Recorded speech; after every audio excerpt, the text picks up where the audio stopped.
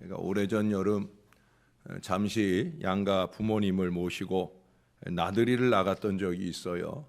마지막 휴게소를 고속도로 휴게소를 막 떠날 즈음에 저희 장인께서 기름을 넣어 주시겠다고. 근데 그때 그 기름 게이지가 거의 바닥 상황이거든요. 그래서 그 휴게소에서 기름을 넣으면 다른 이 국도상의 휴게소에서 기름을 넣는 것보다 상당히 많이 더 넣어야 돼요.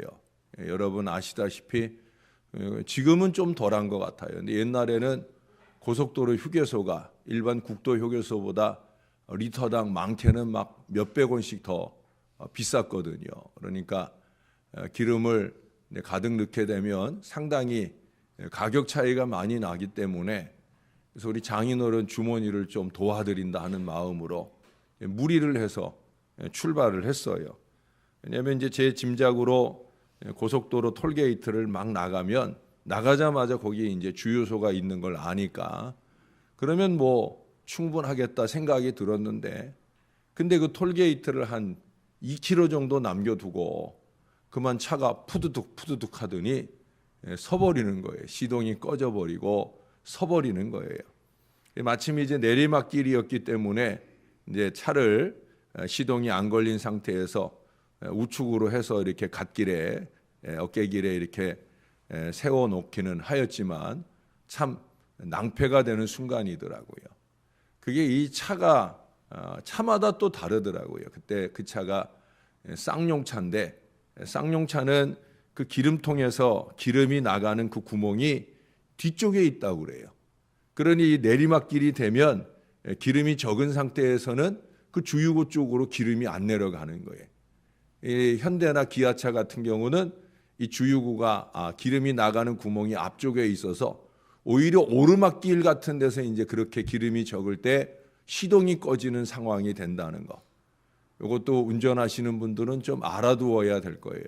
근데 그때만 해도 제가 그걸 모르니까 계속해서 그때 도로가 치악산 쪽에서 저쪽 밑으로 내려가는 걸음이기 때문에 계속 내리막길을 가다 보니까, 그러니까 이제 이 기름 공급이 잘 안 돼가지고 그래가지고 차가 멈춰 섰어요. 영문도 모르는 어르신들이 얼마나 걱정을 하셨겠어요. 그래도 이제 요즘에 그 보험회사 보험 체계가 그런 상황이 돼서 보험회사에다가 급하게 긴급 전화를 하면 당장 몇 킬로 갈 기름을 가지고 그러고 와줍니다.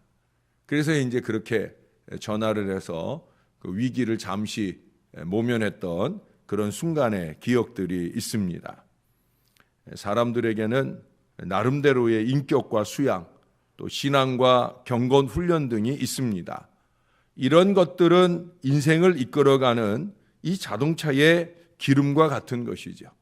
그래서 그런 것들을 잘 충전받아서 그래서 잘 굴러가는 그런 시간들을 갖게 되어질 거예요.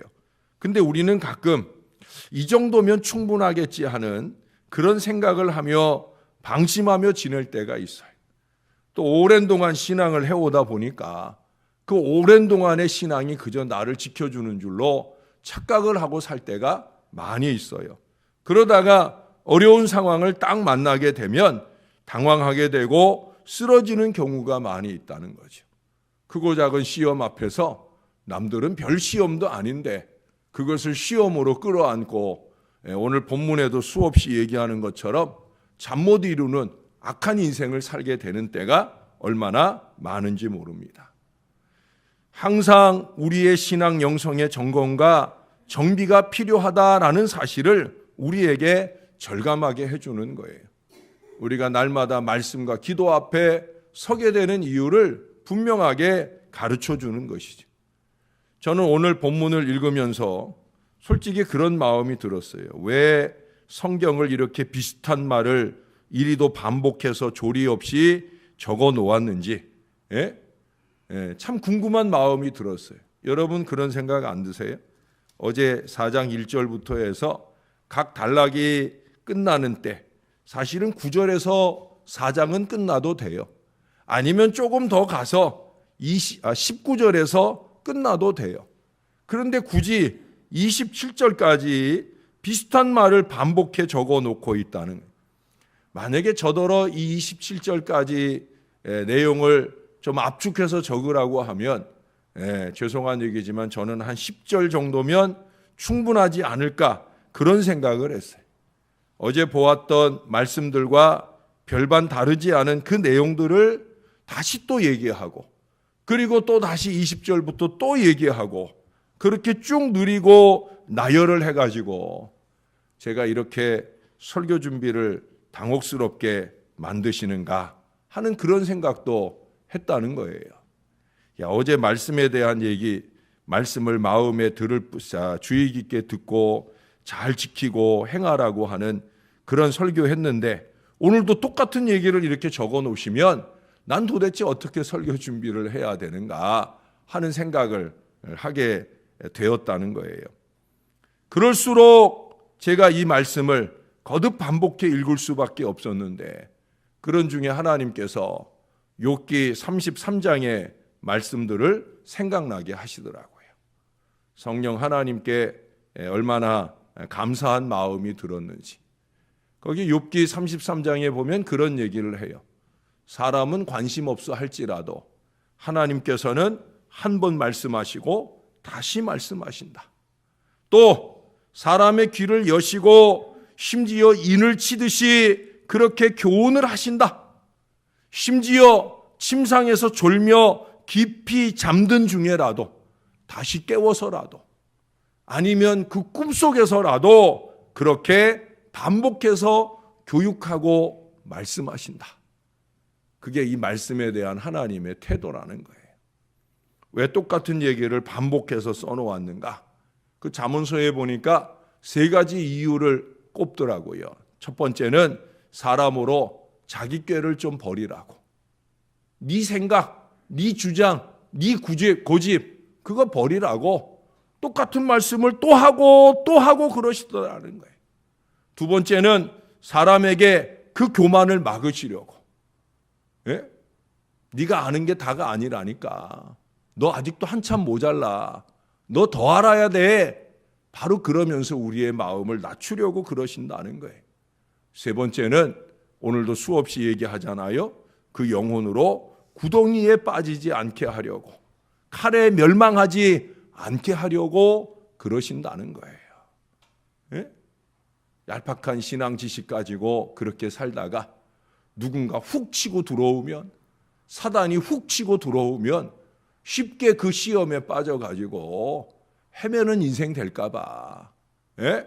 바른 길 가게 하려고 그래서 말씀을 인치듯 교훈하고 또 가르치고 또 말하고 그런다는 거예요. 이 정도면 깨달음의 목적지까지 무사히 도착할 수 있겠지 하며 말씀을 무시하고 마음을 접거나 이 정도 기도면 응답을 얻어내겠지 하는 나태의 꿈틀거림을 막으시려고 하심인데, 응답을 얻어내겠지 하는 그 어리석은 마음 때문에 우리가 말씀에 대하여, 기도에 대하여 마음을 접는 어리석음을 범할 때가 많이 있는 거예요. 그래서 여기 23절에 보니까 우리 23절을 같이 한번 읽어보십시다. 시작. 모든 지킬 만한 것 중에 더욱 내 마음을 지키라. 생명의 근원이 이에서 남이니라. 아멘. 여러분, 어제 본문에서나 오늘 21절에서도 말씀을 마음속에 지키라 하셨었는데, 말씀을 마음속에 지키는 것도 중요하지만 여기 23절은 뭐라고 그래요? 우리 마음 자체를 지키라는 거예요. 27절의 표현처럼 좌우로 치우침이 없이 이 마음을 한결같이 잘 지키는 것도 중요하다는 거예요. 그 요지부동의 마음을 유지하기 위해서 하나님은 우리 연약한 인생들, 끊임없이 세상의 유혹으로 그 마음에 구멍이 생겨서 이 신령한 기름을 질질 흘리고 다녀서 곧 바닥이 나서 주저앉아 버릴 우리들에게 이처럼 반복해서 교훈하고 마음을 다지고 계시다는 거예요. 우리가 간혹 말씀을 펼치면 오늘 목사님 이런 설교 하시겠네. 가늠되는 일들이 왜 없겠어요? 그럼에도 또 말씀하셔요. 이유는 다른 데 있지 않다는 거. 우리가 다시 한번 명심해야 되는 거예요. 여러분 11절 이하를 좀 보셔요. 내가 지혜로운 길을 네게 가르쳤으며 정직한 길로 너를 인도하였은즉 다닐 때에 내 걸음이 곤고하지 아니하겠고 달려갈 때에 실족하지 아니하리라. 말씀과 함께 길 얘기를 하고 있어요. 그래서 제가 오늘 설교의 서두에 그 주유에 대한 얘기, 차가 잘 달려가야 되는 얘기를 꺼낸 것도 바로 그래서 그런 거예요. 오늘 본문에는 전체적으로 길 얘기를 많이 해요. 지금 11절, 12절에서 달려갈 길에 실족하지 않고 잘 달려가게 하기 위함이다 라고 말씀을 하시고는 그 이하를 보면 그것이 바로 사악한 자나 악인의 길로 다니게 되지 않는 비결이라는 거예요. 24절 이하의 말씀대로 보면 우리의 갈 길을 평탄하게 하고 든든히 하는 비결이라는 거예요. 기왕의 인생길 가는 건데, 천국을 향한 순례의 걸음 가는 건데, 예? 세상 사람들처럼, 믿지 않는 사람들처럼 사악한 길, 악인의 길, 자기의 그 악함을 고민하느라 밤새 잠 못 이루는 어리석음으로 살지 말고 내가 주는 평탄한 길, 든든한 길 위에서 제대로 잘 가라고. 그래서 말씀하시고 또 말씀하신다. 사랑하는 여러분, 말씀을 끊임없이 재충전해야 됩니다. 우리 중 어느 누구도 이만하면 됐다라고 그 마음의 주유고를 닫아놓아도 되는 사람은 아무도 없다는 거예요. 꾸준히 공급받아야 됩니다. 목사도 마찬가지예요. 교인들도 마찬가지입니다. 다시 말씀을 열어야 됩니다. 요즘 무식한 교인들이 너무 많아요. 세상에 가방끈이 짧아서 무식한 게 아니에요. 옛날에 초등학교 안 나온 그런 교인들이라도 정말 신앙적으로 유식한 사람들 많아요. 입만 열면 신앙적인 언어를 쏟아내고 감동을 주는. 예?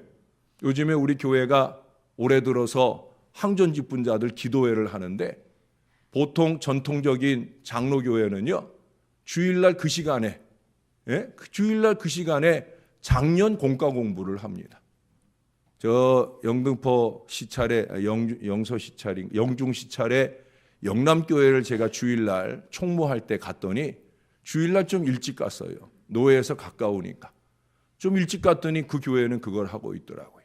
무리무리 이렇게 앉아가지고 장로님들이 교인들 공과 공부를 예배 전에 공과 공부 시키고 있더라고요. 그게 우리 신앙 전통이에요. 가방끈이 짧은 장로님들도 그렇게 신앙적으로 교인들을 가르치고 말하던 그게 우리 한국교회 전통인데 요즘은 그럴 미천이 없어요. 예? 신앙적으로 가르치고 말할 미천이 없다는 거죠. 예. 풍어를 읊는다 하는데 읊어댈 풍월이 없다는 거예요. 말씀에 깊이가 없어서 신앙이 얇고 그래서 쉽게 주저앉고 멈춰서는 경우가 많이 있다는 거예요. 우리가 얼마 안 있으면 또 항전직분자들을 세우게 되는데 여러분, 항전직분자들이 평신도들에게 무시당하는 제일 큰 이유가 뭔지 아십니까? 첫째는 말씀에 너무 무지하다는 거예요. 입만 열면 세상 얘기나 하지 말씀에 관계된, 은혜에 관계된 얘기를 할 줄을 모르는, 말씀이 없으니까 그런 거죠. 또 하나는 뭐예요? 기도 생활이 부족하다는 거예요. 기도도 안 하면서 라는 소리를 항전직분자들이 듣는 경우들이 교회들마다 비일비재하다는 얘기를 목사님들에게 듣습니다. 이건 참 안타까운 현실이 아닐 수 없어요. 여러분, 말씀과 기도의 기름 없이 잘 굴러가는 신앙 인생은 없어요. 성경은 분명히 말하잖아요. 말씀과 기도로 거룩하여짐이니라. 말씀과 기도의 신용으로가 아니에요. 정말 말씀을 붙들고 사는 거예요. 입이 열리면 하나님의 말씀이 쏟아져 나오는 삶으로 사는 거예요. 그 삶을 보면 정말 말씀을 마음에 지키고 사는 사람이구나 라는 게 보여지는 삶을 사는 거예요. 기도의 신용을 말하는 거 아니에요. 기도의 시간을 늘리는 걸 말하는 거 아니에요. 한마디 기도를 해도 그 안에서 성령의 기운이 뜨겁게 느껴지는 그런 기도를 하는 거예요. 기도 한 줄 적는 것이 힘겨운 시간을 지나는 게 아니라 그거 적는 거 없어도 술술 기도가 쏟아지는 능력 기도를, 긴 기도를 하려면 긴 기도대로, 짧은 기도를 하려면 짧은 기도대로 그런 기도의 역사가 가능한 바로 그 기도의 거룩함, 경건함이 필요하다는 거예요. 그래서 저는 예배 생활을 강조하는 거예요. 우리 신앙 인생에게 주유소가 어디예요? 말씀의 주유소가 어디예요? 기도의 주유소가 어디예요? 예배잖아요, 예배. 근데 예배를 와도 주유고를 열지 않고 예배에 오는 건 아무 의미가 없어요. 마음의 주유고를 창 열고 그 들려주시는 말씀으로 이 기름을 공급받을 마음이어야, 그 말씀에 의지하여 기도의 그물을 내릴 마음이어야, 그래야 예배에 오는 의미가 있는 것이고, 예배를 통해 영적인 기름을 잘 충전받아 세상에 나가서 올바른 길, 바른 길, 승리의 길, 든든한 길, 평탄한 길을 잘 가기 위함인 거예요. 말씀의 무지, 기도의 고갈에서 벗어나야 신령한 지도자로 자기뿐 아니라 교회를 견인하고 함께 달려갈 수 있게 되어지는 거예요. 그래서 여러분, 항전 직분자들은 예배 많이 하는 사람 세워야 되는 거예요. 기도 많이 하는 사람 세워야 되는 거예요. 여러분, 강대상에서 딱 기도하는 거 들어보면 알잖아요. 강대상에서 딱 기도하는 거 들어보면 저 사람이 신령한 사람인지, 영적으로 참 한심한 사람인지 다 알아지잖아요. 우리는 더 신령한 사람이 되어야 합니다. 우리가 날마다 새벽 기도하는 사람들이잖아요. 날마다 예배하는 사람들이잖아요. 하루도 예배 없이 살 수 없는 사람들이잖아요. 기왕에 예배 오시는데, 기왕에 주유소 오셨으니까 종이 정성을 다해 준비한 이 말씀의 기름을 쏟아 부어 드릴 테니까 주유고를 좀 여셔요. 그래서 그 말씀의 마음의 말씀의 기름, 기도의 기름을 충만히 담으시고 오늘 하루 살아가는 날, 남은 여정을 살아가는 동안에 힘차게 평탄한 길, 든든한 길 힘있게 달려가시고, 우리만 달려갈 것이 아니라 연약하고 어린 우리 평신도 신앙 인생들을 신앙으로 잘 이끌고 나아가는 우리 교회 신월제일교회 든든한 교회가 될 수 있기를 우리의 구주 예수님의 이름으로 간절히 축원합니다. 기도하겠습니다. 하나님 아버지, 오늘날 한국교회가 너무 무식해져 가고 있습니다. 역사가 깊어질수록 더 신령한 기운이 넘쳐나는 하나님의 사람들이 많아야 되는데, 안타깝게도 교회의 역사는 더해가는데 교회 안에 교인들의 교회 생활하는 모습을 보면 세상과 별반 다른 것 없는 그런 모습들로 넘쳐납니다. 입만 열면 세상에 얘기하고 싶어 근질거리는 인생을 살아갑니다. 말씀의 기름통이 다 고갈되어 버리고 기도는 그저 신용으로만 하는 것인지 안타까운 모습을 보게 될 때가 얼마나 많은지 모릅니다. 아버지 하나님, 우리 신월제일교회가 신령한 주유소가 되게 하여 주옵소서. 말씀과 기도가 강력한 제단이 되게 하여 주옵소서. 한 사람 한 사람 기도를 쏟아 놓을 때 그것이 이 교회를 강물 같은 주의 은혜로 넘치게 하는 능력이 되게 하여 주옵소서. 부족한 종에게나 말씀을 들고서는 모든 주의 자녀들, 특별히 이제 새해에 이 기도회를 이끌어가고 계신 우리 장로님들의 심령 속에도 하나님의 은혜와 말씀을 충만하게 채워주셔서 그 모든 것들을 쏟아놓으며 함께 기도에 열심을 낼 때 능력 있는 역사가 우리 교회에 나타나게 도와 주시옵소서. 말씀 생활, 기도 생활이 제대로 되지 않을 때 우리는 우리의 입에서 헛소리를 냅니다. 기름 없는 기계가 좋지 않은 소리를 내며 멈춰서듯이 그렇게 우리의 신앙은 멈춰서고 주저앉을 위기를 만나게 되어집니다. 아버지 하나님, 이 제단으로 신령한 주유소 되게 하셔서 이곳에 모여오는 주의 모든 자녀들이 마음만 열기만 하면 그 심령 가운데 은혜의 기름이 채워지는 제단이 되게 하여 주옵소서. 충만히 채워지게 도와 주옵소서. 그래서 어렵고 힘든 인생길 갈 때 주님이 그 평탄한 길, 든든한 길로 이끌어 주시는 놀라운 은혜로 살게 도와주옵소서. 사악한 길, 악한 길, 잠 못 드는 어리석은 길을 벗어던지고 주님의 길을 가며 평안한 은혜 속에 살아가는 한 사람 한 사람 주의 백성들 다 되도록 축복해 주옵소서.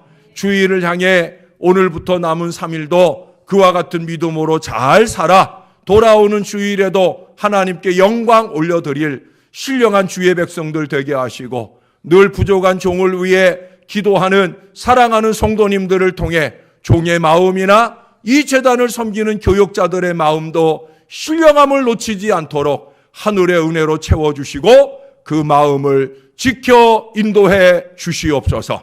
감사합니다. 예수님 이름으로 기도합니다.